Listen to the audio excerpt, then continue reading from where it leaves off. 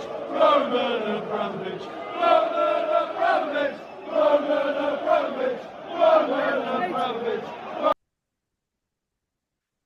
What's up the Chelsea? Welcome back to CBC. Welcome back to Chelsea Bola Channel. Jumpa lagi di episode ke-193. Kemarin kita sudah membahas Luis Campos yang ada kemungkinan besar akan menjadi presiden football dari Blue Consortium.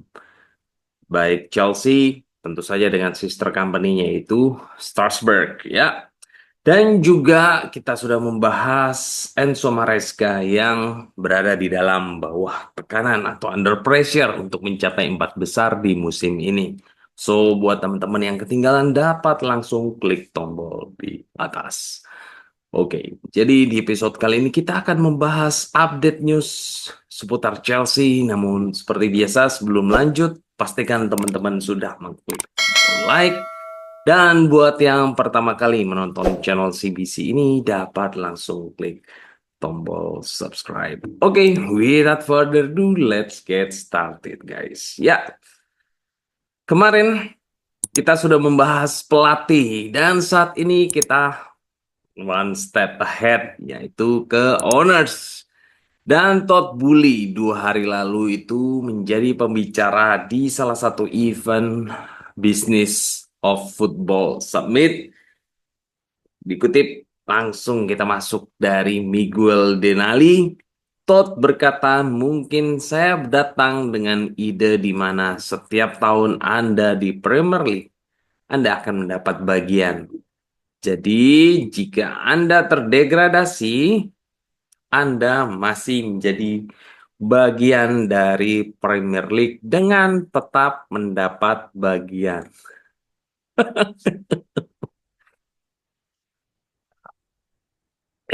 Benar-benar ini mindset bisnis, guys. No matter what, running well bisnis, tapi timnya drop performance, no problem. Ya degradasi, no problem.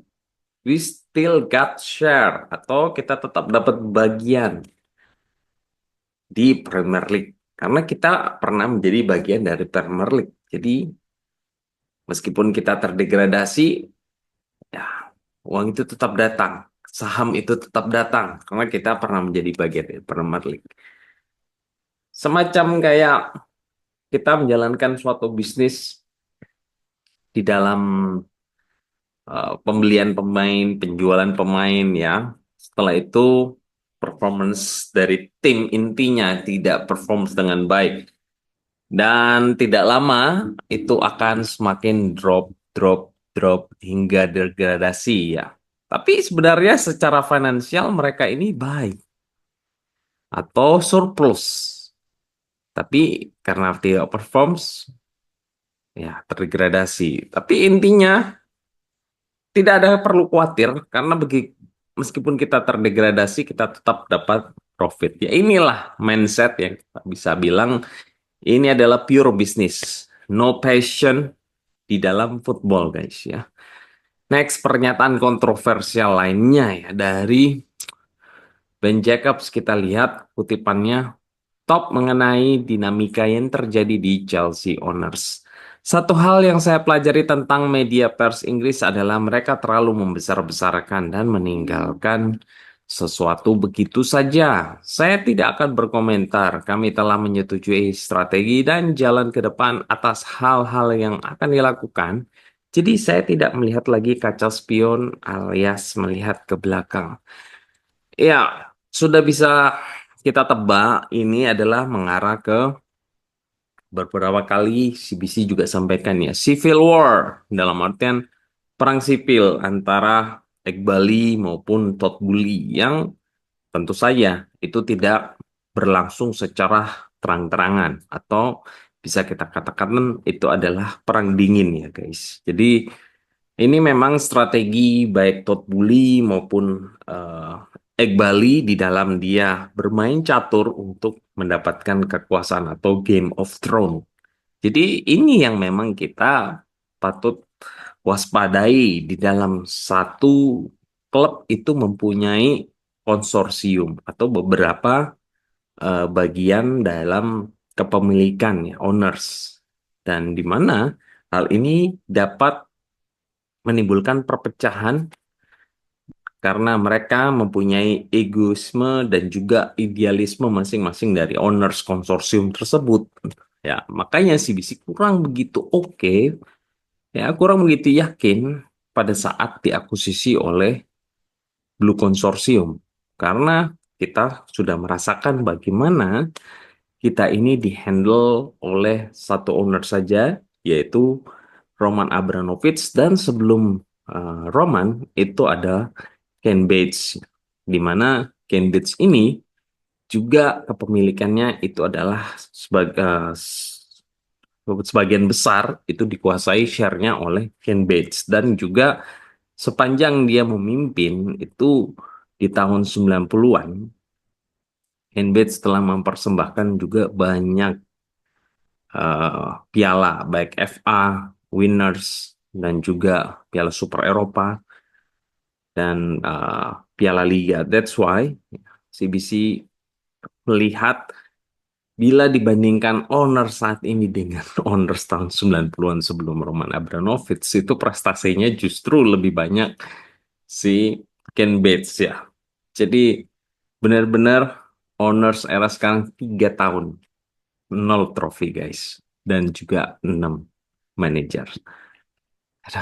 Next, Todd Boehly berpikir sepak bola menuju kompetisi yang dimana mengirimkan semua hak siar ke satu platform streaming. Ya, apa yang kita bisa lihat di sini mindset orang tersebut? Oh, monopoli guys, monopoli.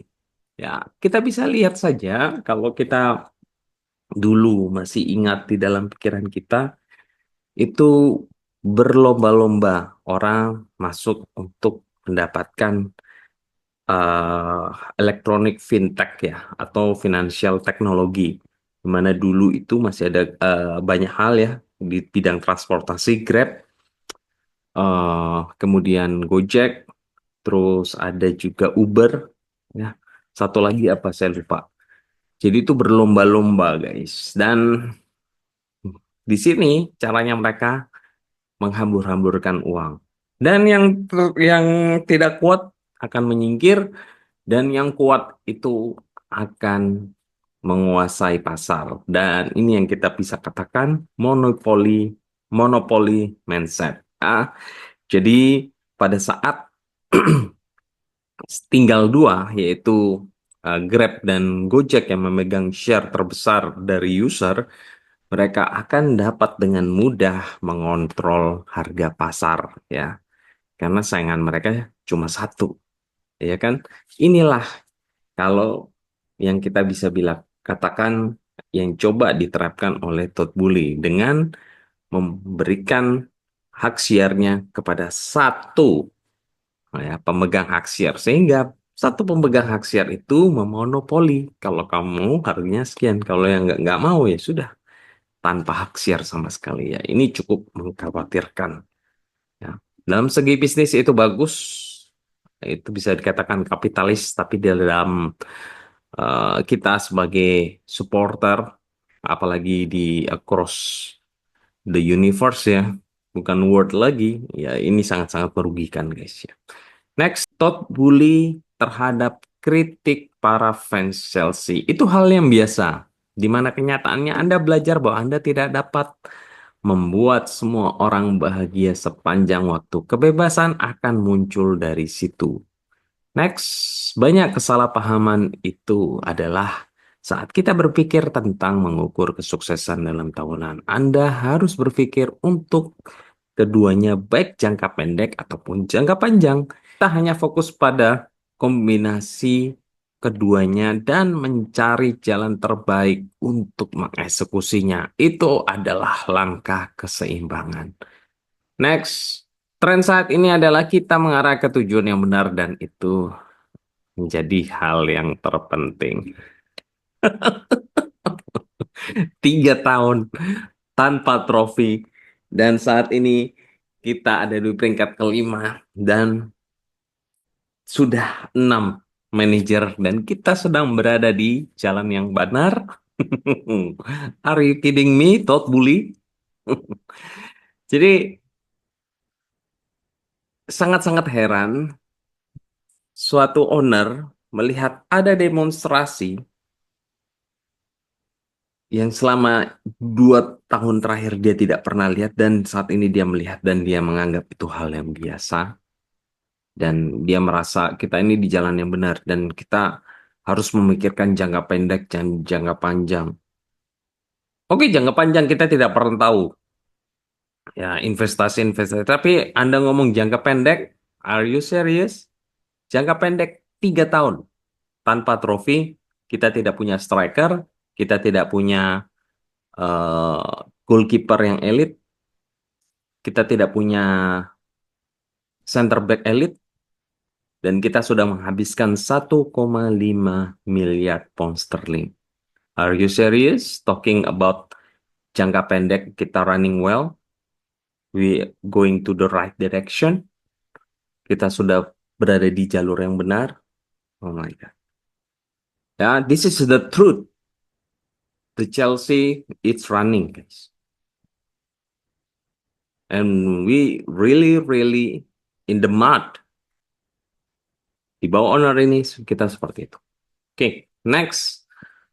Mungkin banyak dari kalian yang bertanya-tanya kenapa kontrak itu mesti panjang ya, 7 tahun para pemain. Berikut penjelasannya. Anda harus menerima bahwa ini adalah model yang unik, tapi inilah cara bagaimana pasar ini beroperasi. Saya tidak melihat itu bagus atau jelek, tapi saya lihat bagaimana cara pasar bekerja. Anda selalu fokus pada bagaimana Anda dapat memberikan kebersamaan untuk waktu yang lama, dan di situ ada opsi untuk Anda untuk membudidayakannya. Bagaimana Anda melakukan hal itu? Anda mengidentifikasi profil pemain muda untuk menjadi konsisten dan dapat diandalkan untuk jangka waktu yang lama, dan opsi itu adalah opsi yang berharga. Saat Anda berpikir kontrak di sini 7 tahun kontrak itu sebenarnya adalah 5 tahun kontrak, sebagaimana 90% dari waktu itu Anda harus membuat keputusan atau Anda harus menembak kaki Anda sendiri, dalam artian pemain mau menghentikan kontraknya itu sendiri. Anda harus antara menyetujui kondisi kesepakatan atau Anda harus menembak kakimu sendiri atau menyetujui bahwa di sana ada rumput yang lebih hijau. Bagaimanapun juga itulah realitasnya model saat ini dan Anda harus setuju akan hal itu. Tidak hanya apakah Anda melakukan amortisasi di sisi yang membawa keuntungan, tapi juga membangun tim yang tinggal bersama. Saat Anda membaca tentang tim hingga setahun di mana mereka diikuti oleh Kapten Superstar hingga tahun ini, dan ini adalah tentang bagaimana Anda menemukan superstar di pasar.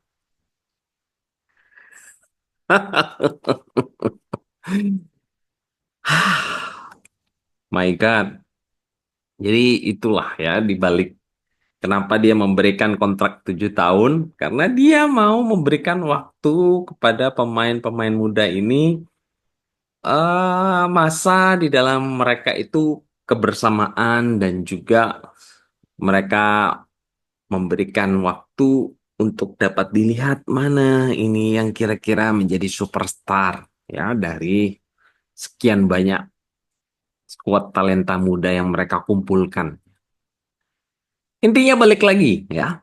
Kalau tidak ada role model di dalam satu tim atau pemain senior yang mereka patut untuk tiru, nah, pemain muda yang sangat-sangat berbakat itu tidak akan kemana-mana, guys.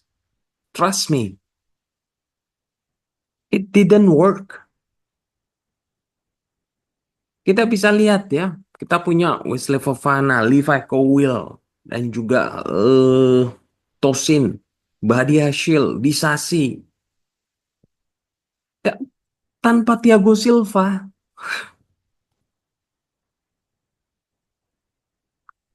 kita punya Nicholas Jackson, Mark Gue,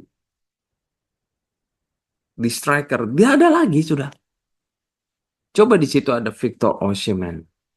Ya, Victor Osimhen dapat memberikan role model kepada Nicholas Jackson. Kita lihat Modric, kita lihat ada Sancho. Eh, kita bisa lihat juga ada Cole Palmer, terus kemudian Madueke, ya, Pedro Neto. Ya kadang mereka tidak bisa dapat konsisten week in week out terus menjadi pemain yang bisa diandalkan. Ada waktunya drop. Disitulah mereka butuh figur untuk mereka dapat melihat pada saat situasi di lapangan seperti ini sedang drop, bagaimana cara kita survive melewati masa itu. Ya, kan disitulah butuh sosok Frank Lampard, ya, pemain-pemain senior. Ya mungkin di situ butuh Declan Rice. Ya mungkin di situ saat itu kita butuh yang namanya Luka Modric. Ya, saya sih tidak paham. Semua pemain yang mentalitas juara sudah kita keluarkan semua. Kita hanya staying on the youth team. Tidak ada tersisa cuma Rhys James. Sebelumnya ada Ben Chilwell. Tinggal sisa Rhys James, guys. Yang menjuarai Liga Champions bersama Trevor Chalobah. The rest, that's why di dalam satu tim, kalau kita tidak punya pemimpin atau role model yang dapat membuat para pemain di sekitarnya itu melihat bagaimana kita harus melewati masa-masa sulit atau survive di dalam situasi kondisi seperti ini, ya itu nggak akan kemana-mana. Untuk menjadi mentalitas juara, kita membutuhkan itu. Kalau untuk dapat menjadi tim yang survive, untuk merebut 5 besar, 4 besar, ya mungkin tidak butuh sosok seperti itu. Ya, oke. Next, pernyataan kontroversial lagi dari Todd Boehly. Ya, kali ini striker.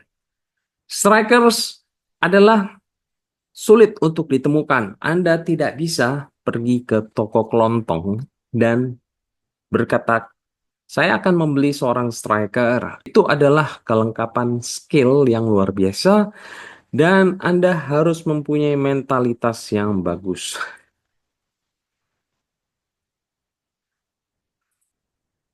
Musim panas lalu kita punya chance. Victor Osimhen was there. Kenapa kita tidak dapat membawa Victor Osimhen? Oh iya, karena kita tidak bisa memecahkan struktur gaji, ya kan? That's the reason. Ya, itu alasannya kan? Kalau enggak, kita pasti bisa. Tapi tidak bisa kan, guys? Dia tidak bisa membawa kan? Jadi bukan karena tidak ada striker di sana kita nggak bisa beli. Ujuk-ujuk kita langsung datang ke pasar swalayan, kita mau beli sesuatu, kita butuh striker. Kita tidak bisa ngambil yang kita langsung minum, kita langsung makan. Come on. Victor Osimhen ada di sana di musim panas kemarin. Where are you? Where are you? So this is another bullshit, guys. Next, Todd Boehly mengenai tetap berpegang pada strategi. Anda tidak dapat belok kiri dan belok kanan setiap 3 menit. Di situ mungkin ada beberapa saran yang akan kita dapatkan jika Anda benar-benar memanaskannya hingga mendidih. Next, apakah kepemilikan Chelsea akan tetap sama seperti saat ini di tahun depan, di Februari 2026? Boehly menjawab, dengar, saya tidak dapat memprediksikan masa depan. Jika saya dapat, saya tidak akan berada di sini berbicara dengan Anda. Positifnya di sini berarti yang menyatakan media di sana bahwa mereka tidak dapat menjual Chelsea selama 10 tahun is bullshit. Oke? Buktinya dia tidak menyebutkan hal ini. Berarti dia membuka kesempatan. Mungkin saja dia dapat menjual Chelsea. Atau mungkin saja Chelsea dapat dijual kepada pihak lain di luar Clear Lake dan juga Blue Consortium. Karena kalau misalkan tidak boleh dijual selama 10 tahun, mestinya dari mulut Todd Boehly akan berkata, oh tidak bisa. Tentu saja saya akan berada di sini. Karena Chelsea tidak bisa dijual untuk 10 tahun ke depan. Itu kan clear. Tapi nyatanya dia tidak bicara seperti itu. Jadi ada kemungkinan bisa dibeli guys. Chelsea bisa dijual. Dan juga terkait adanya perubahan yang kita harapkan. Dia sudah kasih notes bahwa kita tidak akan melakukan perubahan setiap 3 menit ke kanan, 3 menit ke kiri. Kecuali kalau kita memanaskan kompornya, membakarnya, dan juga kita menghangatkannya dengan merebusnya sampai mendidih. Oke, karena itu kalian akan lihat tiap minggu, no matter what kita menang, no matter what kita seri, no matter what kita kalah, kita tetap akan berteriak Blue Consortium out. Oke, I think that's all guys di episode ke-193 kali ini. Don't forget to support channel CBC ini by subscribe, like, dan share. Thank you for watching. Take care. God bless. Happy weekend. And keep the blue flag flying high. Come on the Chels.